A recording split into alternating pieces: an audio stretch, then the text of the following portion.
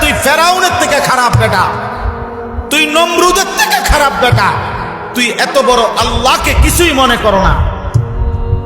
আল্লাহ তোকে সেজদা দিতে বলছে, গাদ্দারে কয় দেব না, তোমার মতো মালিক কিটা করতে আরো চাও? তা আল্লাহ বলে, তুই তো মনে হয় আমার চাইতে বেশি ক্ষমতাবান, কারণ তুই তো আমার একটা ডাকে সাড়া দেও নাই। তো এখন তোর আব্বারে রুহু ফিরায় নে, দে তোর বাপের রুহু তো ফিরায় নে। এই জন্য এই পৃথিবীর সবচেয়ে বড় বেয়াদব বেনামাজ, মনে রাখবে।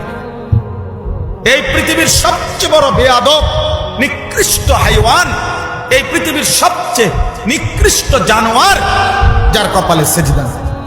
এটা শুধু জানোয়ার না, বরং জানোয়ারের চাইতে নিকৃষ্ট। এটা শুধু কুত্তা না, কুত্তার চাইতে নিকৃষ্ট।